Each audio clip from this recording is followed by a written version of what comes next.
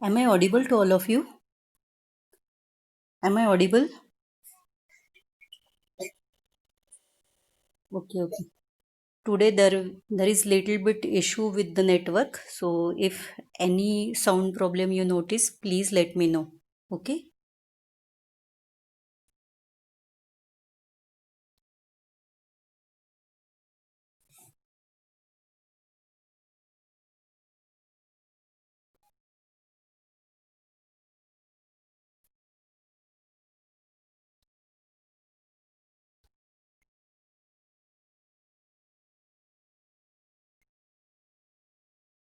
We started with nutritional profiles of some principal foods, am I right? So what we discussed yesterday is whenever we have to plan balanced diet for achieving optimum health, we should have knowledge related with the certain aspects. And all these aspects are mainly concerned with the classification of foods. Okay. So basically, it is essential to combine different food articles in such a way so that we can increase its nutritive value, which can further help to achieve optimum health for us. So, here the basic thing that we are supposed to understand is nutritional profile of every food article differs. Okay, and it is very essential to understand nutritional profiles at least of some important foods. Okay, what basic information we are supposed to have regarding planning of diet? So we should know the origin of the foods, we should know its chemical composition, we should know predominant action. So whatever food we are consuming, whether these food articles they are going to provide us energy, or these food articles they will help in growth or building of or formation of new tissues, or whether these food articles they are having protective function, like they are contributing to regulate different vital activities of our body, or whether they are going to maintain our health.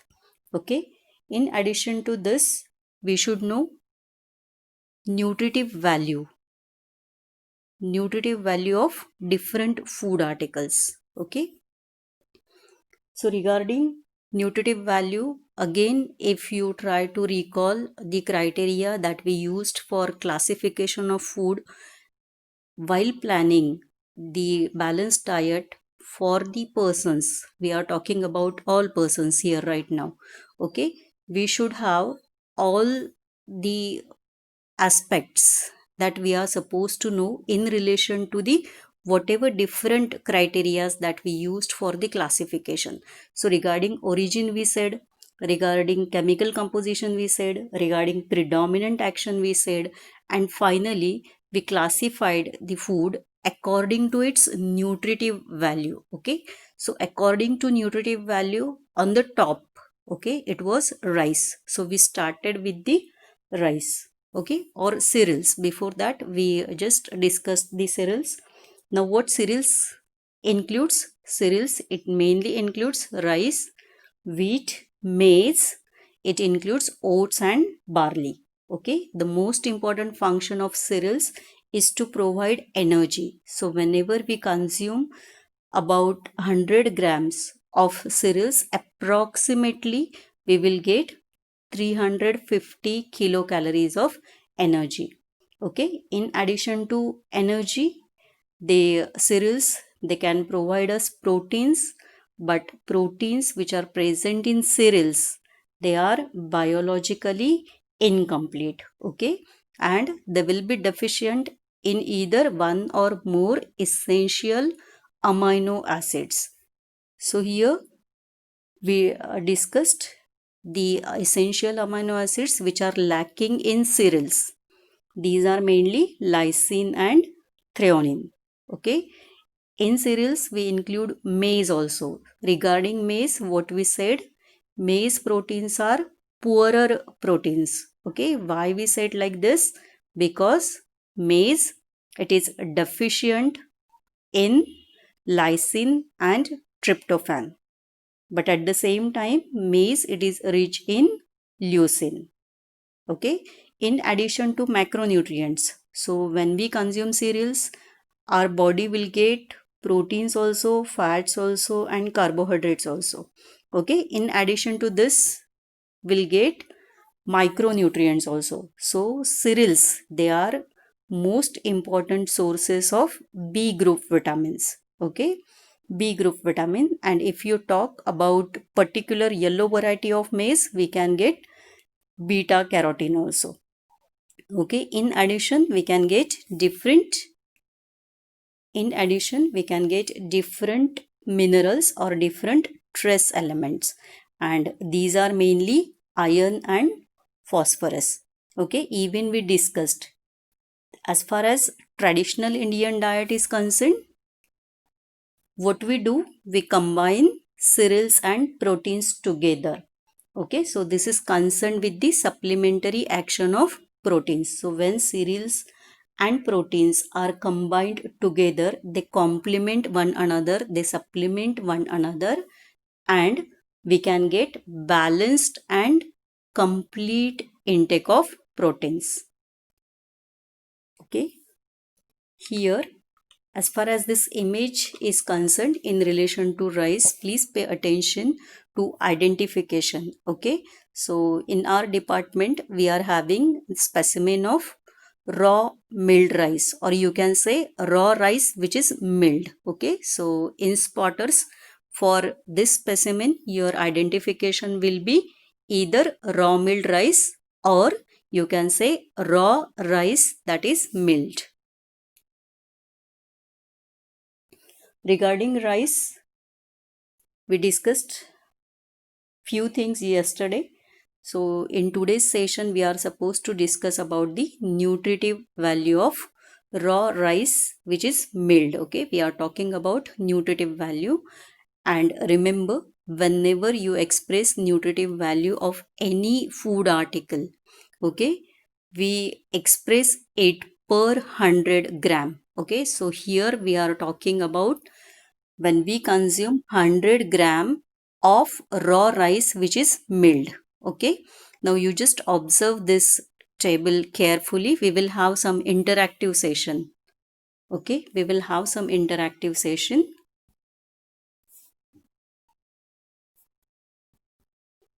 So what we can say here, what amount of energy we can get when we consume 100 grams of raw milled rice?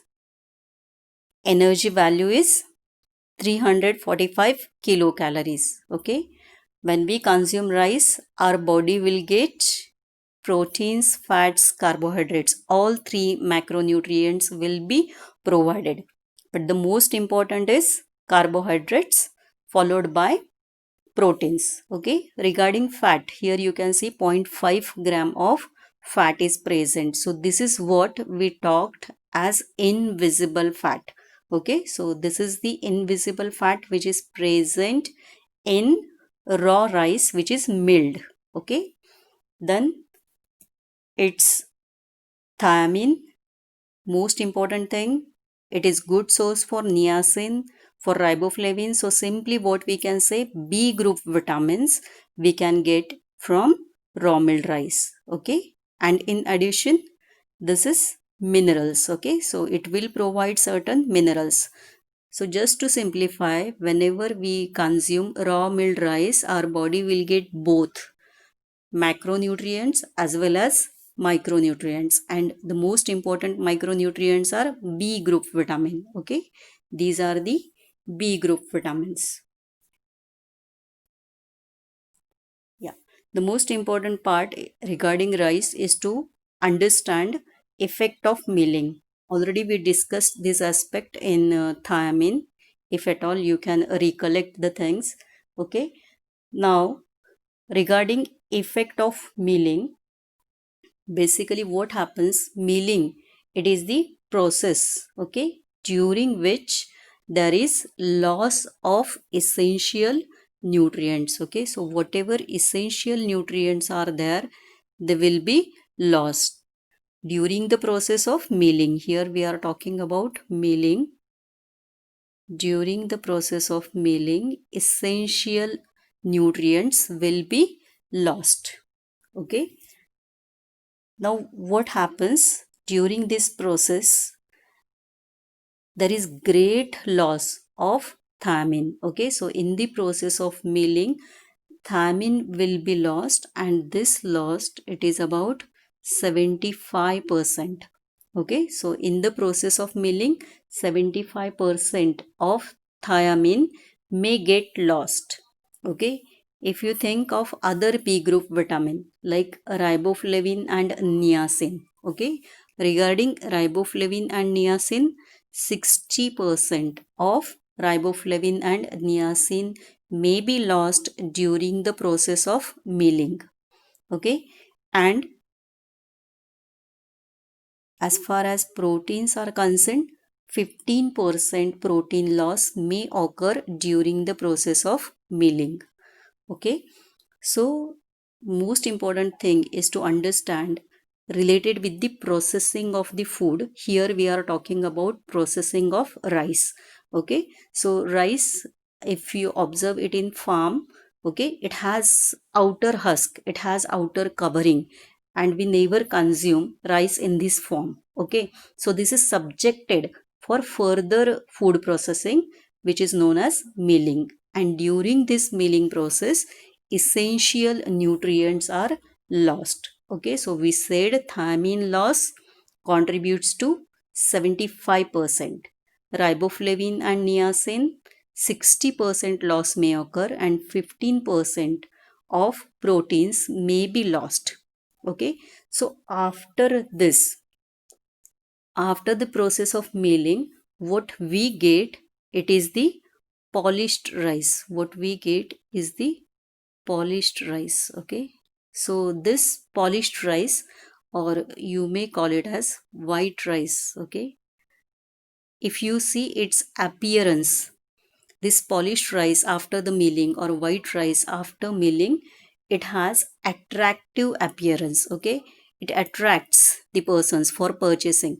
But this polished rice or this white rice after the process of milling, if you compare its nutritive value, okay, it has poor nutritive value. Okay, nutritive value is poor. So what we can say, milling significantly reduces nutritive value of rice. Okay, and those people who mainly consume polished rice or white rice in their diet, they are prone to develop deficiency disorder. Okay, can you recall the name of this deficiency disorder? Anyone? Anyone? Deficiency disorder related with consumption of polished rice? Anyone interested? Yes? Am I audible to all of you? Am I audible? Am I audible? Okay, okay. So just name the deficiency. All of you know. All of you know it. Name it. Jitna polish. Yes, it is very absolutely right. Okay. So what we can say, berry. This is known as deficiency disorder or a deficiency disease of rice eaters, to be specifically polished rice eaters, and whenever the diet is not balanced. Okay, so in that case, definitely consumption of polished rice can contribute to occurrence of beriberi. Okay, so polished rice, white rice, is that rice which we get after milling. And what is the effect of milling on nutritive value of rice? Milling process significantly reduces nutritive value of rice. Okay. Further, when this rice we bring to our home, what is effect of washing and what is effect of cooking. Okay, so during the process of washing and cooking, further loss will occur. Okay, so initial loss is with milling. Okay, in addition to this, when at our home we further wash it. Okay, so this process of washing rice at our home or when we use it, okay, it causes further loss of essential nutrients, and mainly there will be loss of water soluble vitamins as well as minerals. Okay, so water soluble vitamins and minerals will be lost when we wash rice rice using large quantities of water. So whenever for washing rice we use large quantities of water, what it will do? It will cause loss of water soluble vitamins as well as minerals, and this loss may be up to 60%. Okay, so 60% loss of water soluble vitamins and minerals will occur further on washing of rice. Okay, so we said first is milling, then we said washing, which will further cause loss of water soluble vitamins and minerals. Now the third part is cooking method. Okay, now whenever we cook rice using excess of water, okay, whenever we cook rice using excess of water, and if this excess water later on it is discarded. Okay, so if it is discarded, so if rice it is cooked by using excess of water, and this excess water it is drained at the end of cooking, further it will cause loss of water soluble or mainly B group vitamins. Okay, so loss of B group vitamins will further occur. So there are three important things which can reduce nutritive value of rice as far as processing of rice is concerned. So first is milling, secondly we said it's washing, and third addition of extra water and removal or draining that extra water at the end of cooking. Okay, so the overall combined effect of all these things is, don't forget, nutritive value of rice will be reduced. Okay, so all these processes in combination, they will reduce nutritive value of rice.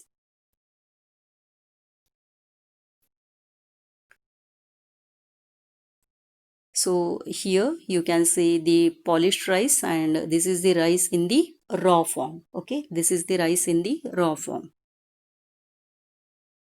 These are known as paddy, or you can call it as unhusked rice. Okay, during the process of milling, that outer covering will be removed, and what we get is polished rice. Okay, or white rice having good or attractive appearance. And further, when this rice we wash it at home by addition of more water or using more water, when we cook it by addition of extra water, definitely further loss can occur. What is effect of milling on the rice? Okay, so this is important part to understand. So in first column you can see the nutrients, in second it is a raw rice और it is husked rice. Okay, जो outer covering है वो हमने remove किया है. In third column the title is raw undermilled or home pounded rice. Okay, so when we process rice for undermilling or for home pounding, about 7% of polishing is removed. Okay, and finally at the end what you can see is raw milled rice. Okay, or raw rice which is milled. So in this process 14% polishing is removed. Okay, so there are three headings. We are talking about all our raw rice. Okay, so we are talking about husked rice, we are talking about undermilled or home pounded rice, and thirdly we are talking about the raw milled rice. Okay, So you can see regarding proteins, okay, protein loss, okay. So loss of protein will occur during process of milling, okay. Under milled है तो still some proteins are preserved, लेकिन raw milled है तो proteins are lost, okay. So 7.7 gram percent proteins as far as husk rice is concerned. If it is under milled, if it is home pounded, the value is 7.2, and for raw milled it is 7, okay. Regarding calcium, same is applicable for phosphorus, okay. So if you see the values or the amount of these micronutrients, it is also decreasing, okay. So calcium you can see कम होता जा रहा है, phosphorus is also there, okay. Most important part is iron, as far as rice as source of iron is concerned, okay. So 50% iron loss can occur if we are processing it for milling, okay. So whenever we are using raw milled rice, उसका iron का content हस्क्ड rice से 50% से कम हो गया है, okay. So from 4% to 2%. So significant loss of iron can occur in raw milled rice, okay. Regarding other B group vitamin, the most important source for niacin, it is husked rice followed by raw rice followed by raw milled rice, okay. So what to conclude here, husked rice has good nutritive value as compared to undermilled or home pounded rice. Now if you compare undermilled or home pounded rice with raw milled rice, the nutritive value of undermilled or home pounded rice is better, okay. So that's why in prevention of beriberi, what we said ki we can have two options. So consumption of undermilled or home pounded rice, or we can have another option which is concerned with the parboiling. So regarding parboiling we are going to talk right now. So, or just to summarize what we can say, definitely the process of milling, it reduces nutritive value of rice, okay. And in spotters we said it is a raw milled rice. So if nutritive value is asked, you are supposed to pay attention to the last column, okay, the values that are given in last column.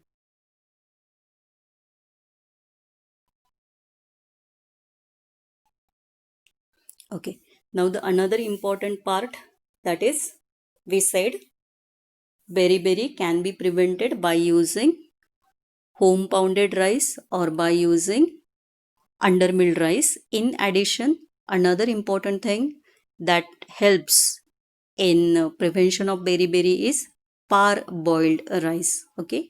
Parboiled rice, here also both images they are of parboiled rice, okay. We are having this specimen in our department, okay. So that can be part of your spotters, okay. We are talking about parboiled rice and we are going to talk about the process of parboiling, okay. Now, what is parboiling? Basically, this is the technique or this is the processing of the rice which helps to preserve nutritive quality of rice. So, what we are going to do through this technique or through this process, we are going to preserve nutritive quality or nutritive value of the rice. Okay. Basically, this is ancient Indian technique that we are going to talk. Okay. And what is meaning of parboiling? Parboiling, it means partial cooking in steam. Okay. It means partial cooking in steam. हमें partially cook करना है paddies को steam में. Okay. So we'll see that all stages in detail. Yeah. Basically, there are different techniques that can be used for parboiling, okay? But the technique which you can see here, hot soaking process. The technique hot soaking process.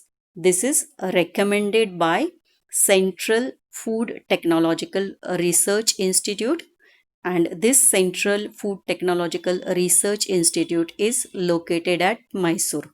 Okay, so we are going to talk about hot soaking process. Okay, so process is very simple. For this, what we need is paddy. Okay, so right now you have seen image of paddy. Shall I show it once again? See, this is left side image. These are the paddies. Okay, so we can call it as paddy rice, or we can call it as unhusked rice. So what we required first is unhusked rice or paddy rice. Okay, first stage here is the soaking stage. So first stage may we are supposed to soak the paddy.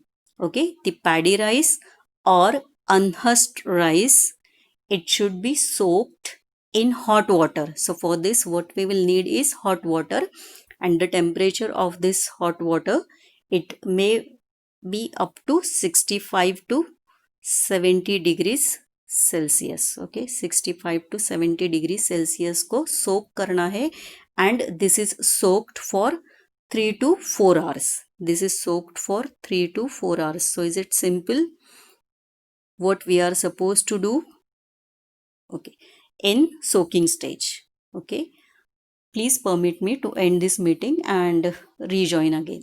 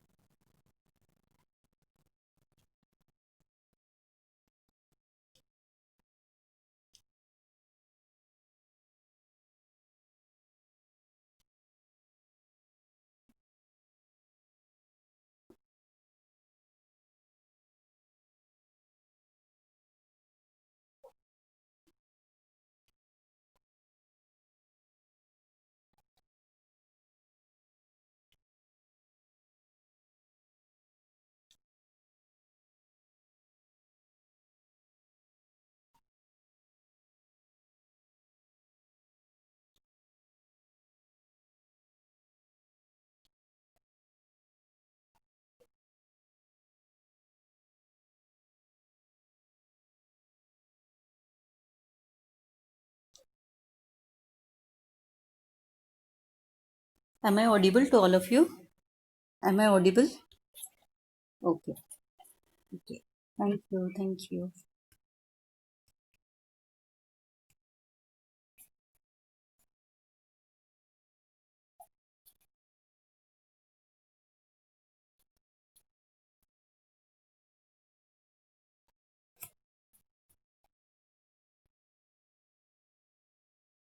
Audio, someone's audio. Saroj, Saroj, please mute yourself.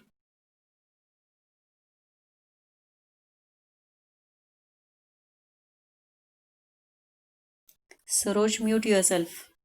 Okay, so we are discussing boiling. Okay, what we said, this is the ancient Indian technique, and with the help of this technique we can preserve nutritive quality of the rice. Okay, for this what we need is paddy rice or unhusked rice. So in first stage we will soak these paddy rice in hot water at 65 to 70 degrees Celsius, and we will soak it for 3 to 4 hours. Now what happens during this stage, the rice grains, they will get swollen. Okay, after 3 to 4 hours we will do second stage, that is steaming stage.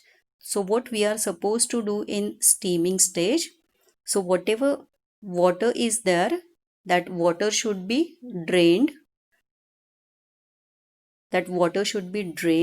and then the soaked paddy rice. Now the paddy rice is soaked in hot water. This soaked paddy rice, it is subjected to steaming. उसे हमें steam करना है. Okay, तो जितना भी पानी है वो पानी निकाल देना है. जो soaked unhusked राइस है या फिर पैडी राइस है उसे सिर्फ स्टीम देना है. And this steaming, it is given for short time. It is given only for 5 to 10 minutes. Okay, so for 5 to 10 minutes उसे हमें steam करना है. Okay, now after this, after steaming we are supposed to dry the paddy. Okay, so now we are having soaked and steamed paddies. Okay, so the paddy rice which is soaked and which is steamed, we are supposed to dry it. Okay, and after drying the paddy, they can be subjected either to milling or they can be home pounded. We can go for home pounding or we can go for milling. Okay, milling is mills में process किया जाएगा.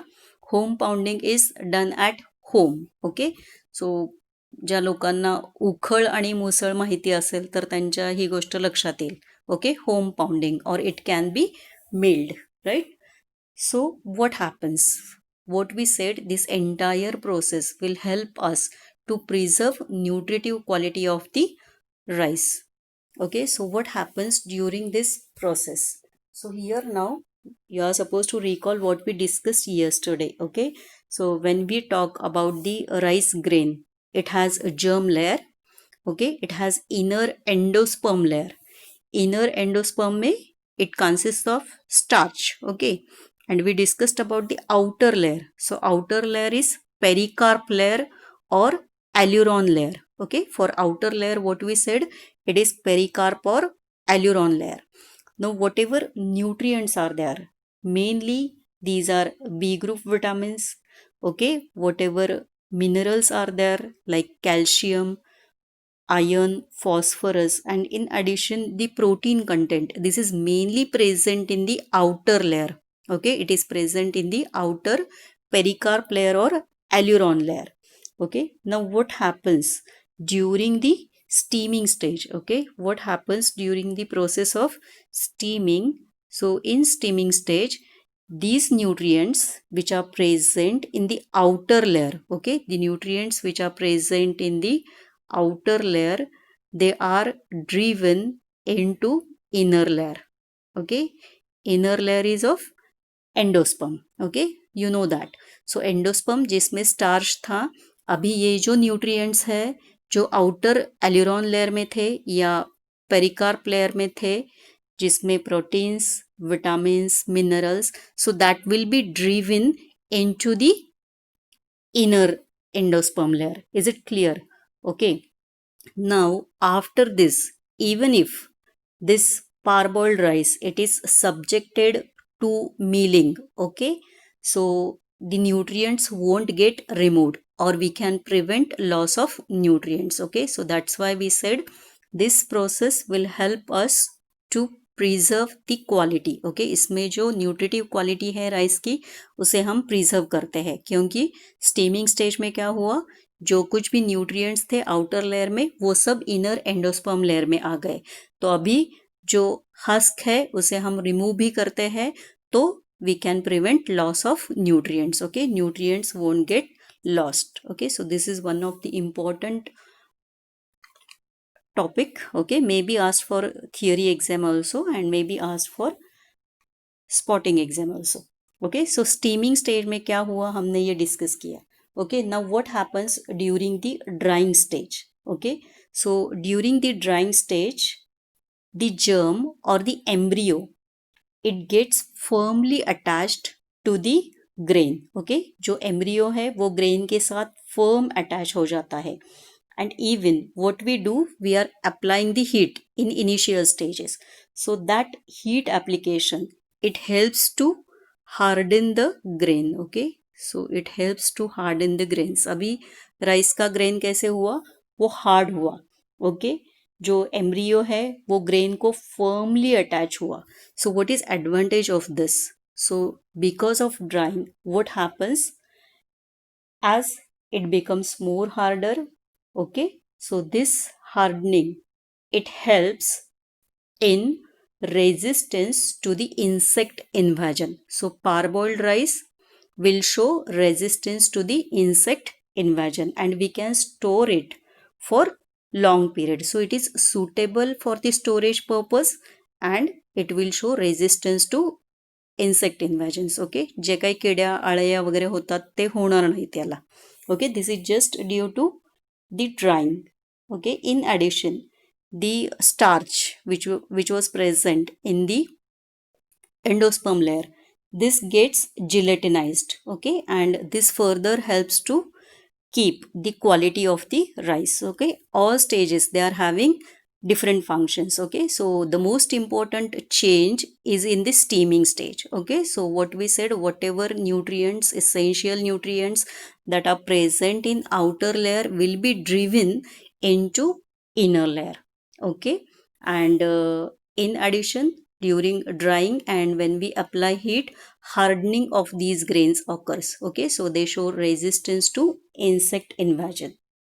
So what are various advantages of this parboiling? Okay, so this is what we talked. Nutrients which are present in the outer layer are driven into inner endosperm layer. There is hardening of rice grain. Okay, hardening, because of this we can store it, it becomes suitable for the storage purpose, it shows resistance to the insect invasion. Now what are the advantages? Same things, just we are going to give different titles. Advantages: nutritive quality of rice is increased. Okay, so why we are saying that nutritive quality is increased? Because the nutrients, they are restored. Okay, so whatever nutrients were present in the outer layer, they were driven into inner layer. So that's why we are saying nutritive quality is increased. And specifically if we compare parboiled rice with raw milled rice, okay, so in this comparison, definitely nutritive value of parboiled rice is more as compared to raw milled rice. Okay, we can store it for longer period because of hardening, that is another advantage. Okay, then it shows resistance to insect invasion. In addition, when this unhusked paddy, okay, or the paddy rice, it is subjected to milling after the process of parboiling मतलब हमने steaming किया है, हमने drawing किया है. Okay, उसके बाद when we try to remove that outer cover, okay, and even if we do it by the process of milling, it does not cause loss of nutrients. Okay, so even it can be successfully subjected to the process of milling. Okay, and the most important role of use of parboiled rice, it is, this helps to prevent beriberi. Okay, this helps to prevent beriberi. Regarding disadvantage, only one thing is there. Whenever we are processing this paddy rice as per the hot soaking process, okay, during this entire process, what can happen?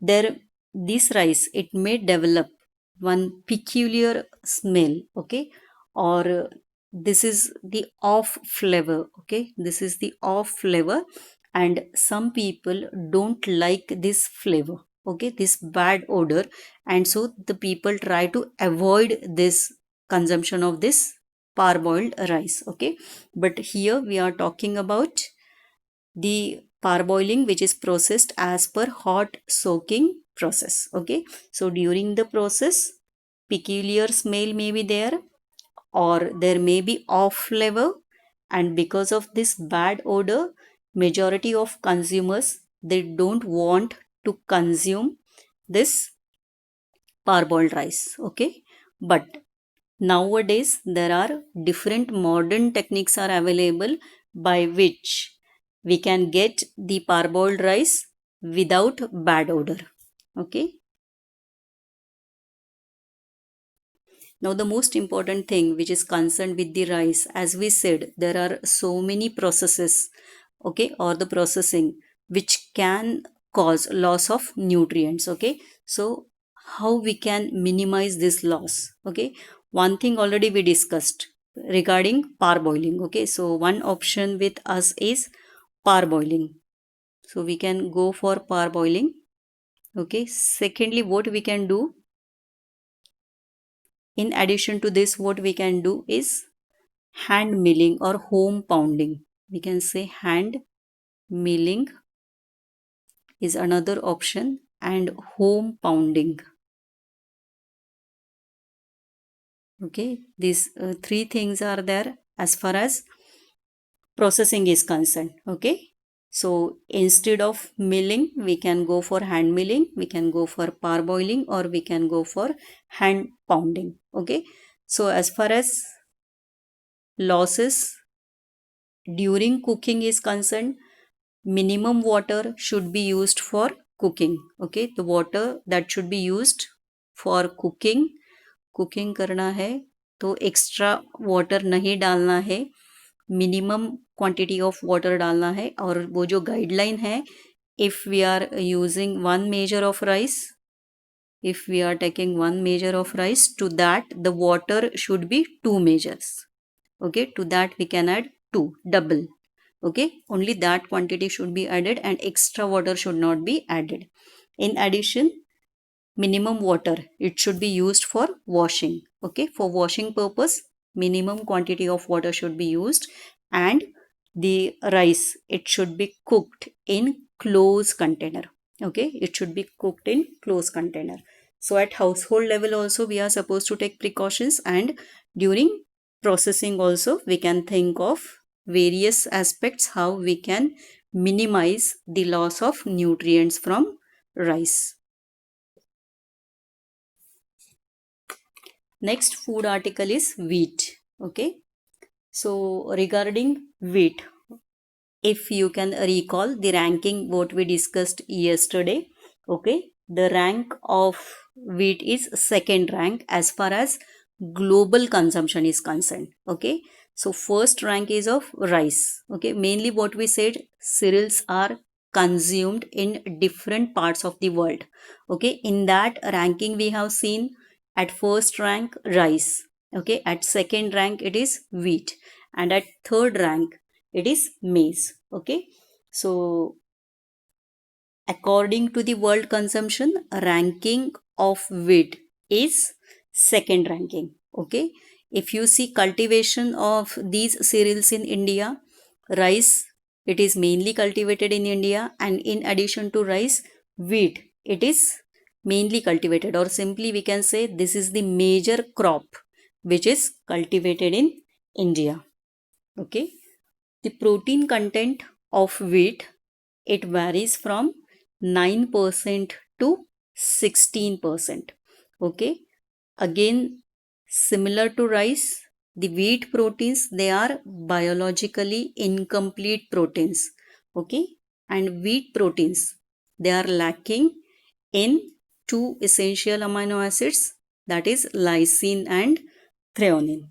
Okay, now let's compare processing of wheat and processing of rice. Right now, you know, whenever we do processing of rice, there is loss of nutrients in large amounts. Okay, so large amounts of nutrients are lost as far as rice processing is concerned. Okay, during milling we said कि 75% is thiamine, okay, 60% riboflavin, niacin, okay, 15% of proteins, they are lost. Okay, so this loss of nutrients is large as far as processing of rice is concerned. But during processing of wheat, the essential nutrients, they are lost, but they are lost in very less amounts. Okay, so very less amounts of nutrients are lost during processing of wheat. Okay, how wheat is consumed in India? Regarding wheat consumption in India, we can consume it as whole grain wheat flour. Okay, whole grain wheat flour or atta, or this whole grain wheat flour can be further processed, and from which the white flour or maida can be prepared. Okay, so in our diet we are having two options. One option is we can consume whole grain, okay, wheat flour, and secondly we can further process it and we can get white flour or maida. Okay, now here it is important to understand nutritional aspect, whether we are consuming whole grain wheat flour or whether we are consuming white flour or maida. Okay, so it is very clear from nutritional aspect, the whole grain wheat flour, it has high nutritive value. Okay, nutritive value of whole wheat flour is higher if you compare it with white flour or maida, because during the further processing in preparation of white flour or maida, about 70% of wheat is extracted. Okay, तो उतना extract हो जाता है. Okay, that's why there is greater loss of nutrients. Okay, so when we are using maida or white flour, remember the nutrients, there is loss of vitamins, there is loss of minerals, and in addition proteins are also lost. Okay, now if we want to compare whole grain wheat flour with white wheat flour, how we can summarize it? Nutritive value of whole grain wheat flour is high. Okay, and nutritive value of white flour or maida is less. Okay, मैदे का nutritive value कम है.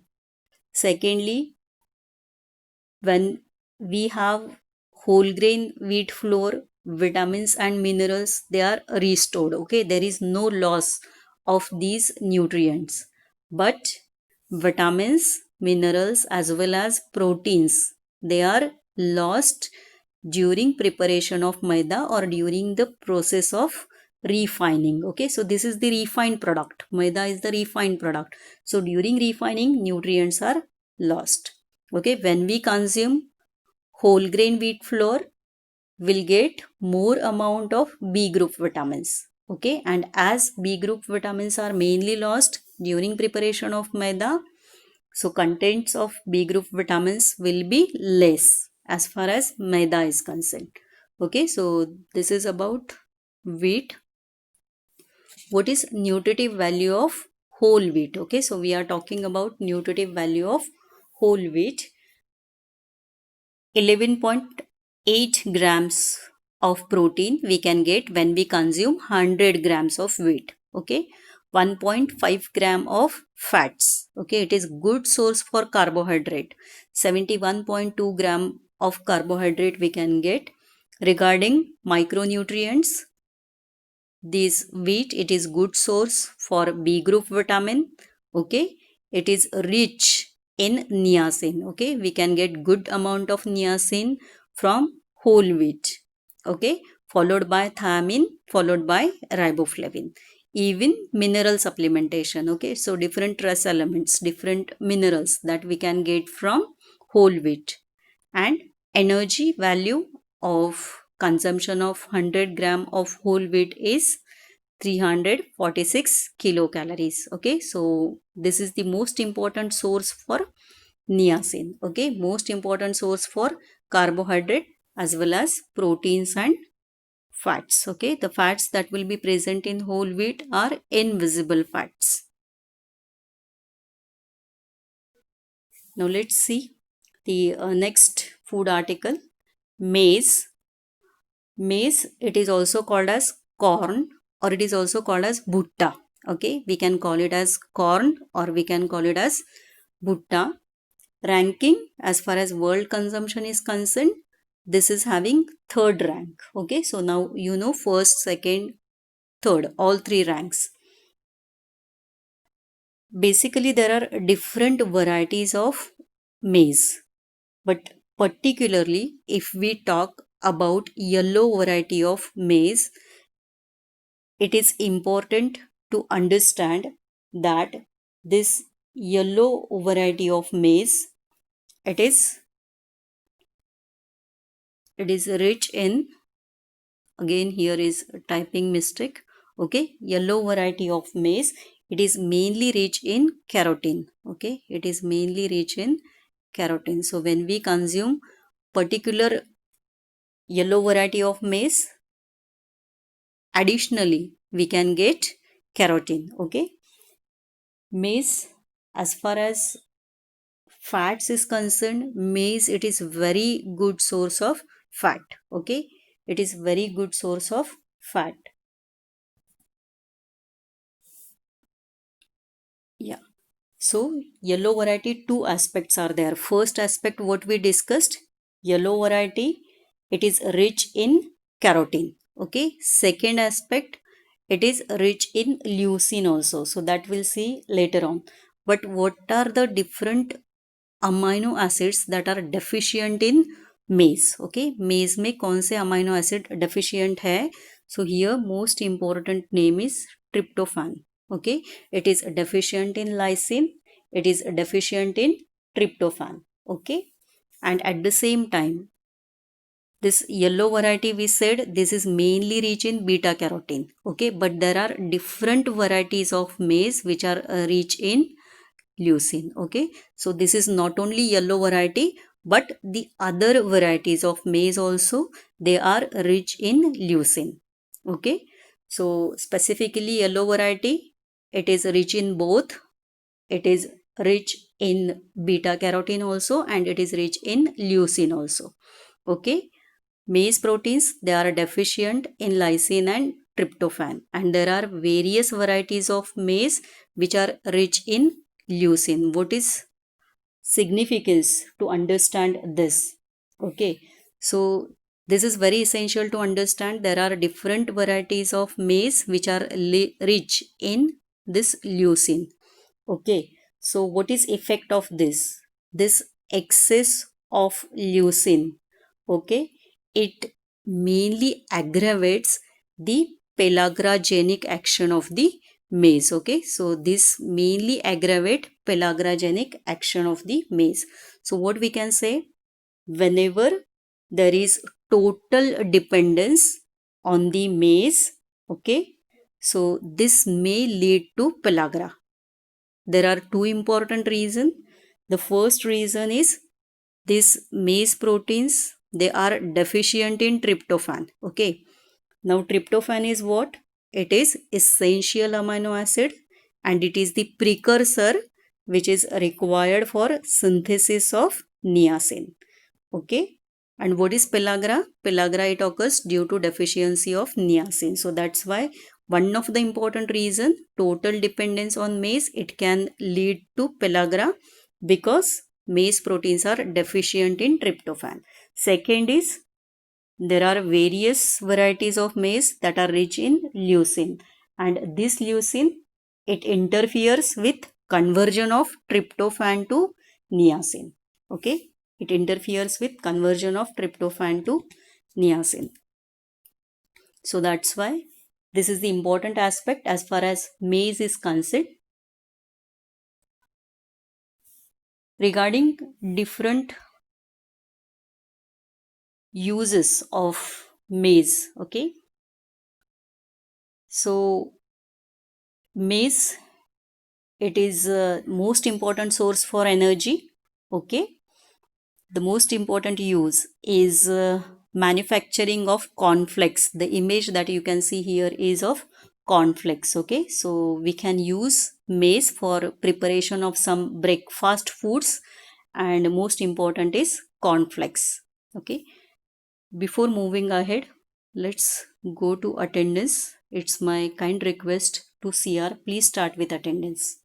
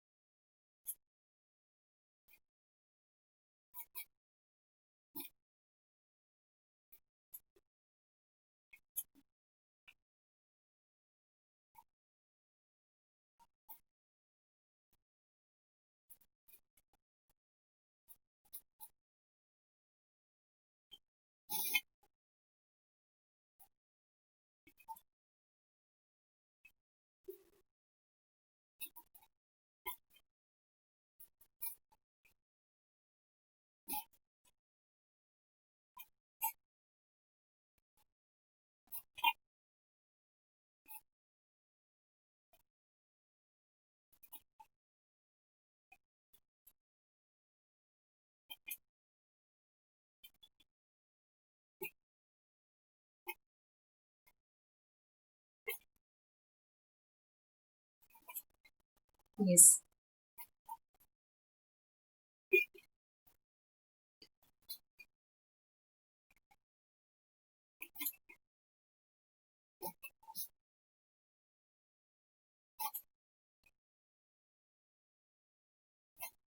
Join, हाँ हाँ, join हुआ था, that's what I remember. Okay.